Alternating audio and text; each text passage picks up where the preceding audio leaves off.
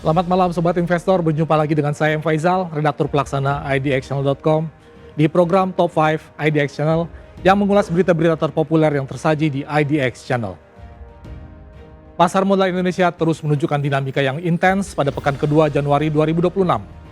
Kabar dari bursa diwarnai oleh aksi korporasi besar dan volatilitas harga komoditas global. Fokus investor kini terbelah antara berburu dividen interim dari emiten raksasa seperti BBRI dan ADRO, hingga mencermati rally rekor tertinggi sepanjang masa pada saham-saham grup Barito. Di saat yang sama, sektor nikel mulai mengalami penyesuaian harga setelah pergerakan yang dianggap terlalu ekstrem. Sementara sektor perkapalan, LNG, justru kembali unjuk gigi berkat kontrak strategis jangka panjang. Pelaku pasar juga menyoroti munculnya persaingan baru di industri aset digital dengan hadirnya bursa kripto yang terafiliasi dengan tokoh-tokoh besar nasional, yang secara langsung menekan harga saham emiten terkait di bursa.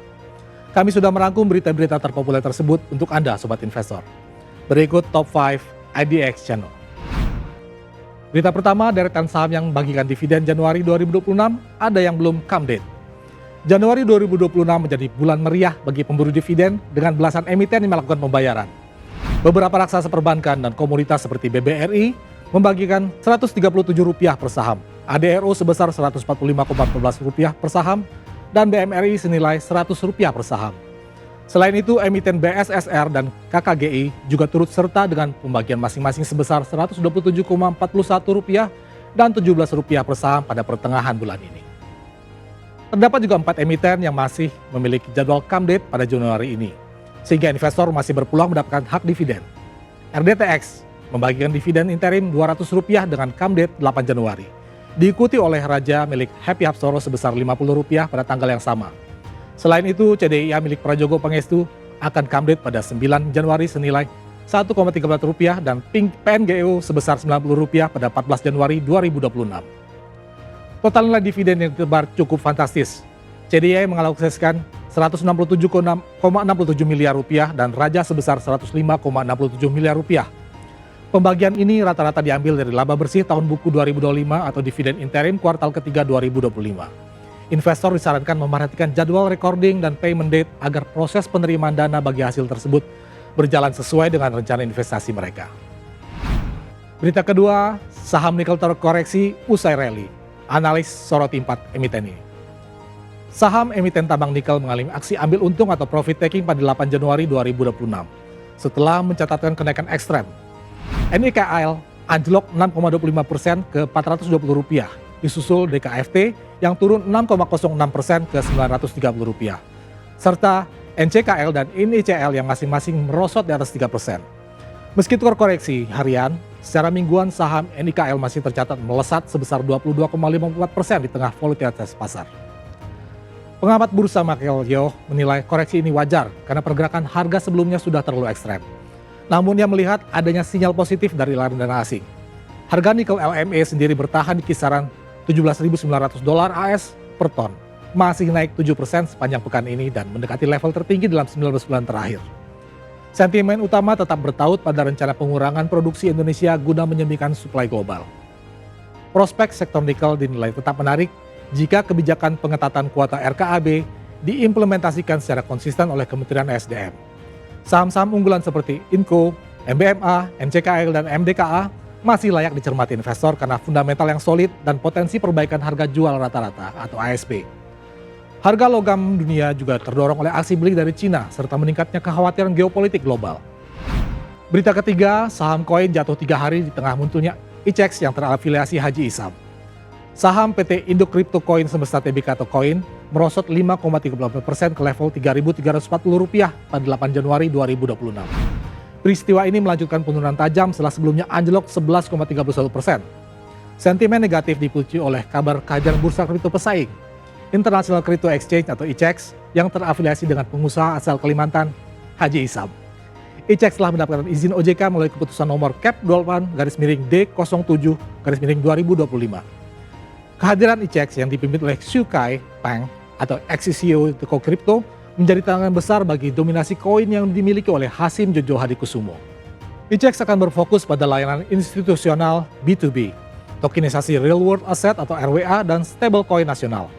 Persaingan ini diprediksi akan membagi pangsa pasar atau market share, aset digital Indonesia yang kian terintegrasi dengan ekosistem keuangan formal. Analis memprediksi harga saham koin masih berpulang terkoreksi hingga ke area Rp3.000 dalam jangka pendek sebagai reaksi atas dinamika industri tersebut. Koin sendiri bertindak sebagai holding untuk bursa kripto CFX dan lembaga kustodian ICC. Meskipun persaingan kian ketat, adopsi kripto institusional di Asia Tenggara dipertajam dengan kolaborasi berbasis AI dan infrastruktur yang semakin transparan. Berita keempat, saham Projogo menghijau, Petrosia sentuh rekor tertinggi baru. Saham PT Petrosia Tbk atau PTRO mencetak rekor tertinggi sepanjang masa atau ATH pada level Rp12.600 pada 8 Januari 2026, sebelum ditutup menguat 4% di Rp12.350. Kenaikan ini didorong oleh peluang besar PTRO masuk ke dalam indeks MSCI Standard Cap setelah porsi free float-nya dinaikkan menjadi 30%. Estimasi batas harga minimum untuk masuk indeks tersebut kini berada di kisaran Rp11.000 hingga Rp12.000 per saham. Henan Putih Raya Sekuritas menaikkan target harga PTRO menjadi Rp13.100 dengan rekomendasi beli, didorong oleh akuisisi 60% saham SBPL yang memperkuat kapabilitas EPC integrasi. Secara kinerja, laba bersih PTRO melonjak 141,9% pada 9 bulan pertama 2025. Momentum positif di bisnis pertambangan dan kontribusi dari proyek-proyek EPCL terbaru menjadi penopang utama pertumbuhan laba perseroan.